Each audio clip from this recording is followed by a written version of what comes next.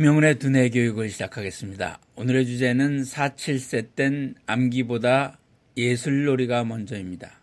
교육학자 길포드 토렌스 등이 제시한 기준에 따르면 창의성은 논리에 바탕을 둔 과학적 창의성과 비논리에 바탕을 둔 예술적 창의성으로 나누어집니다.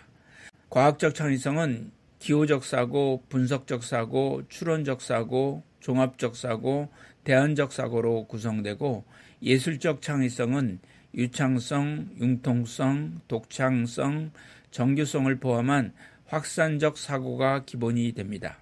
즉 창의성의 효과를 극대화하기 위해서는 두 가지 사고의 융합이 필요합니다. 예술적 창의성에는 예술 활동을 하면서 나타나는 동기, 성격, 그리고 지능까지도 포함됩니다. 예술적 창의성은 발산적 사고이자 비논리적인 상상적 사고로서 가능한 한 많은 대안을 찾으려 하며 그 대안이 꼭 합리적일 필요는 없습니다. 예술적 창의성은 우연성이나 비약을 허용할 뿐만 아니라 무의식이나 무질서를 강조합니다. 패스트는 아이들이 창의성이 있으면 자기 자신을 더 수용할 줄 알고 동기부여가 더 높다고 했습니다. 예술적 창의성이 기반이 되는 것이 예술적 감수성입니다. 아이는 아름다움에 대한 감각, 참된 것과 감동을 주는 것에 대한 감수성을 가지고 있습니다. 예술적 감각이라는 매개와 섬세한 감수성을 가지고 사물의 본질을 파악하는 능력입니다. 감춰진 것과 보이는 것을 안과 밖을 동시에 파악하며 깊이를 가지고 이 세상을 보는 것입니다. 아이들은 예술적 감수성을 통하여 삶을 이해할 수 있습니다. 브래드 캠프에 의하면 음악과 미술을 통해 심미적인 경험을 한 아이는 상상력, 공감각과 자신감이 발달한다고 하였습니다. 엘리엇 아이즈너도 아이들은 예술을 경험함으로써 창의성, 상상력의 발달, 계획력, 협동심을 배울 수 있다고 하였습니다. 세계적으로 예술의 방향이 변하고 있습니다. 미술과 연극, 음악과 미술 등이 통합되는 것입니다. 현재 4-7세 아이들이 살아갈 4차 산업혁명 시대는 예술 영역의 경계가 없어지는 인터랙티브한 사회가 될 것입니다. 따라서 예술도 통합예술 쪽으로 포커스가 맞춰지며 미술, 음악, 율동, 문학, 극놀이 등의 영역을 동시에 활용하게 됩니다. 아이들은 이제 형식의 틀에서 벗어나 경험과 심미주의적인 관점을 중요시하여야 합니다. 아이들은 예술을 통하여 지적이고 분석적인 능력을 향상시킬 수 있고 청각적, 시각적, 그리고 신체 표현 능력으로 주변 환경과 상호작용을 잘 할 수 있습니다. 한 국내 연구에 따르면 단일 예술만 실시한 아이들보다 미술을 하면서 음악을 감상하고 신체 표현을 하는 통합적 예술 교육을 받은 아이들이 자기 표현 및 자신감이 증진되었습니다.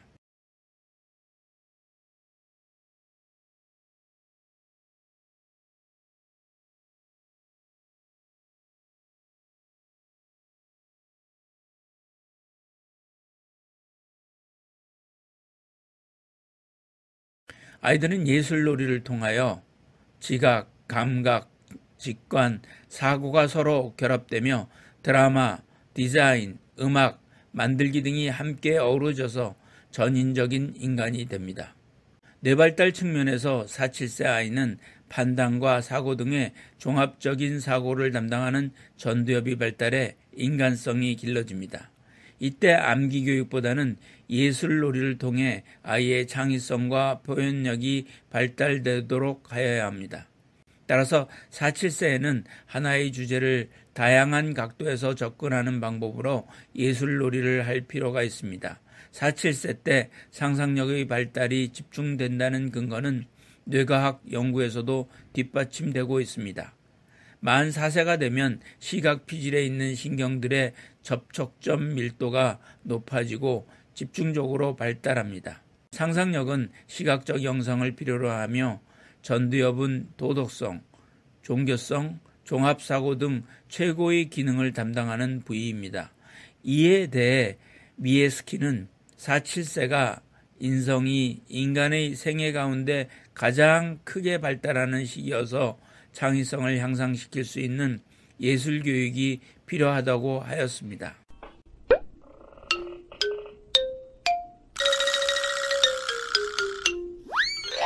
네 번째 질문입니다. 부모의 지침입니다. 첫째, 아름다움을 발견하세요. 잠깐 하던 일을 멈추고 카펫, 가구, 책, 옷, 자동차 등 주변의 온갖 사물을 들러보세요. 모두 누군가가 디자인하고 만든 물건입니다.